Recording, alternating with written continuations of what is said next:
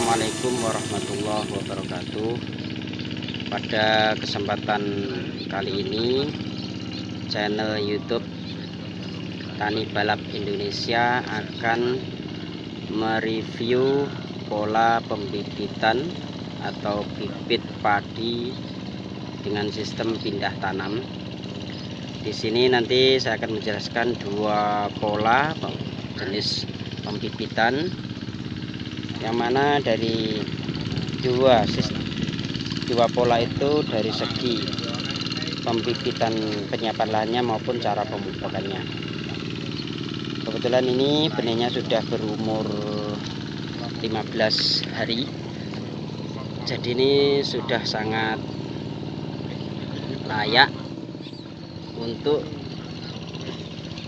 persiapan penanaman, karena biasanya nanti umur 20 sampai 25 akan ditanam setelah pengerjaan selesai. Jadi pada sistem pembenihan atau bibit padi itu ada dua pola.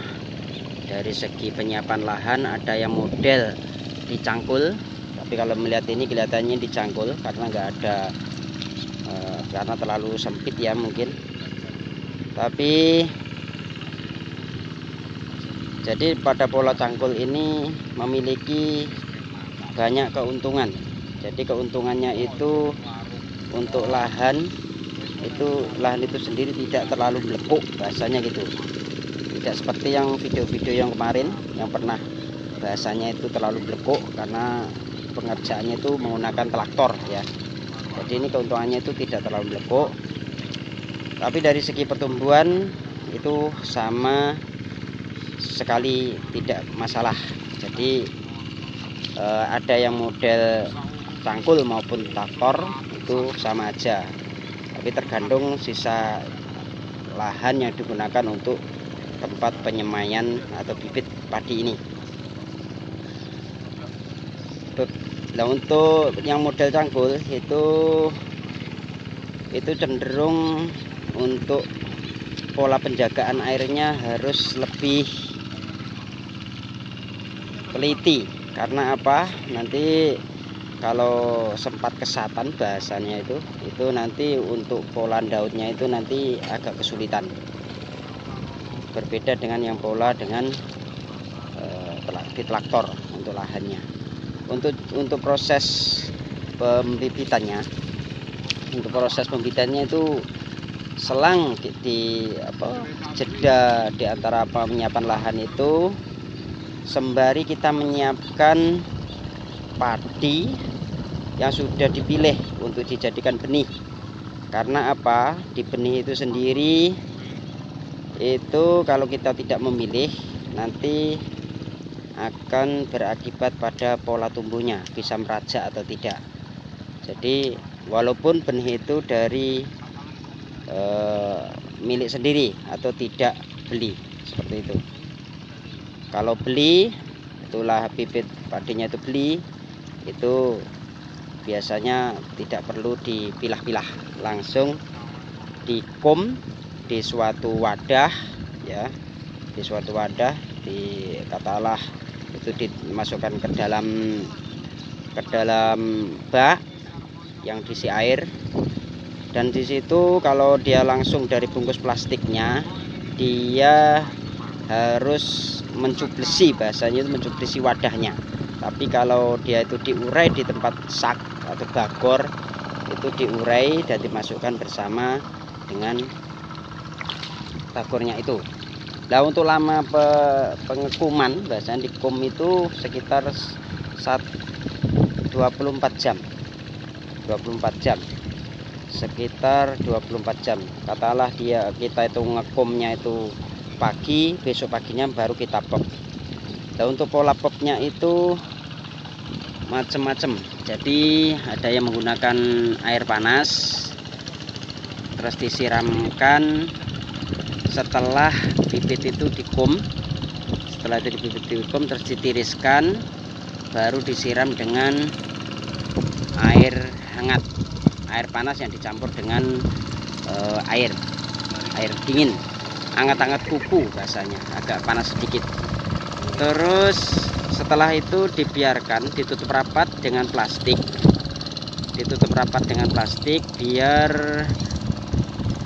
untuk proses bertumbuhnya akar dari bibit itu biar cepat. Tujuannya untuk diberi air hangat itu biar mempercepat daya hangatnya untuk pertumbuhan akarnya.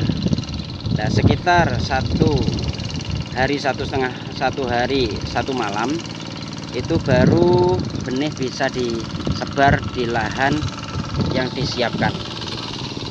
Untuk pola nyebarnya itu macam-macam ya. Jadi terpenting dipastikan tanaman itu bisa tumbuhan nanti bisa menyebabkan bahasanya itu bertumbuhan dengan teman-temannya. Jadi perlu diperhatikan. Setelah disemai atau disebar ditabur di lahan pematangan, baru di situ ada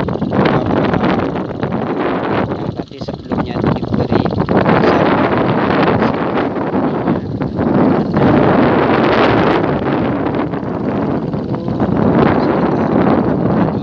baru diberi pupuk.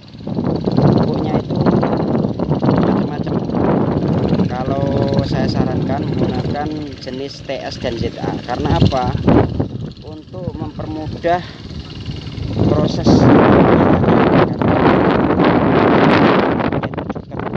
Kalau sudah cuket nanti tidak bisa untuk didaut dengan mudah. Jadi harus biar mudah. Walaupun ada yang bilang kalau nanti sulit nanti diberi garam. Jadi besok itu didaut, hari ini kita memberi garam biar mudah didaut. Tapi sebaiknya untuk pembuahan ini sangat diperhatikan. Untuk pola pemupukannya itu sekitar untuk katakanlah itu 30 kilogram benih itu menggunakan pupuk campuran TS dan ZA 1:3 ya. Itu sekitar 4 kilo atau 3 kilo TS nya dan 6 kilo untuk ZA nya. Ada 9 tergantung nanti bisa itu untuk memupukkan sekitar 30 kilogram benih. Jadi untuk itu nanti kalau saya salah atau yang lainnya lebih paham silahkan komen di bawah, karena untuk kita belajar bersama di Tani Balap Indonesia. Untuk selanjutnya nanti itu proses sekitar 6 hari baru dilakukan pemupukan. Ini saya mau jelaskan untuk yang pola pengerjaan atau pola sistem bibit yang pupuk dasar itu tadi di umur 6 hari tidak perlu dipupuk lagi, karena pemupukan dilakukan di dasarnya, artinya sebelum ditebar benih itu sendiri. Jadi seperti itu. Nanti setelah pasca penanaman, maksud saya setelah pasca pemupukan dari benih itu sendiri, itu di umur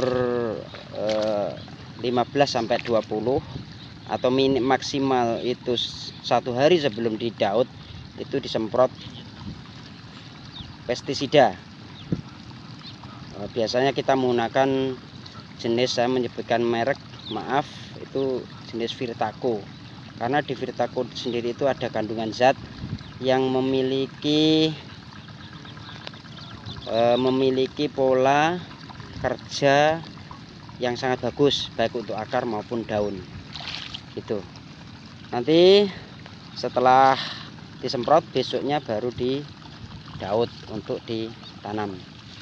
Nah, untuk nanti setelah didaut jangan lupa nanti tidak terjeda lama antara diambilnya benih dari semaian sampai ke pola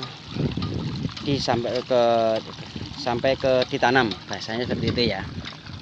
Mungkin itu yang bisa saya sampaikan. Nanti kalau ada yang kurang dari penjelasan saya bisa di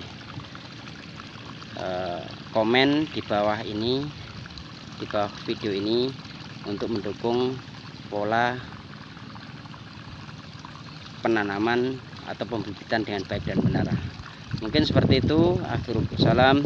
Wassalamualaikum warahmatullahi wabarakatuh.